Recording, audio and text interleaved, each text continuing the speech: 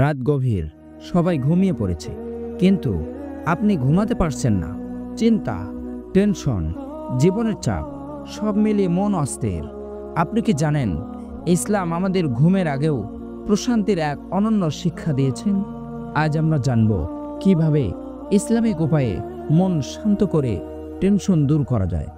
অনেকেই বলেন ঘুম আসে না, মন শান্ত হয় না, কারণ আমরা সারাদিন দুনিয়ার চিন্তায় এমনভাবে ডুবে থাকি যে হৃদয়ের প্রশান্তির দরজা বন্ধ হয়ে যায়। চিন্তা, ভয়, অনিশ্চয়তা, এই তিন জিনিস আমাদের মানসিক শান্তি কেড়ে নেয়। কিন্তু মনে রাখবেন, যে ব্যক্তি আল্লাহর জিকিরে মন ভরে রাখে তার অন্তর কখনো শূন্য থাকে না।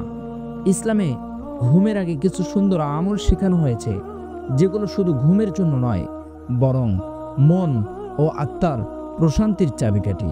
সুবহানাল্লাহ। প্রথমত, ঘুমের আগে ওযু করা। রাসূল সাল্লাল্লাহু আলাইহি ওয়াসাল্লাম বলিয়াছেন, যে ব্যক্তি পবিত্র অবস্থায় ঘুমায় তার পাশে এক ফেরেশতা থাকে। সুবহানাল্লাহ। সে বলে, হে আল্লাহ, এই বান্দাকে ক্ষমা করো, কারণ সে পবিত্র অবস্থায় ঘুমিয়েছে। দ্বিতীয়ত, আয়াতুল কুরসি ও সূরা তিনকুল পড়া।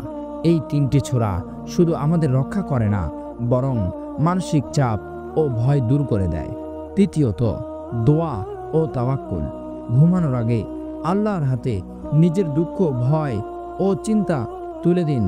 বলুন, হে আল্লাহ, আমার মনকে প্রশান্তি দিন, আমার ঘুমকে রহমত করুন। যখন আপনি ঘুমের আগে আল্লাহকে স্মরণ করেন, আপনার টেনশন আস্তে আস্তে গলে যায়, মন হালকা লাগে, শরীর শান্ত হয়, আর ঘুম আসে যেন রহমতের মতো। মনকে শান্ত করতে চাইলে দুনিয়ার নয়, আখিরাতের চিন্তা করুন। নিজেকে প্রশ্ন করুন, আজ আমি আল্লাহর সন্তুষ্টির জন্য কি করলাম? এই প্রশ্নের উত্তরেই আপনাকে আত্মার প্রশান্তি এনে দিবে ইনশাআল্লাহ। প্রিয় দর্শক, ঘুম শুধু শরীরের বিশ্রাম নয়, এটি আত্মার আরাম। চিন্তা নয়, আল্লাহর উপর ভরসা রাখুন।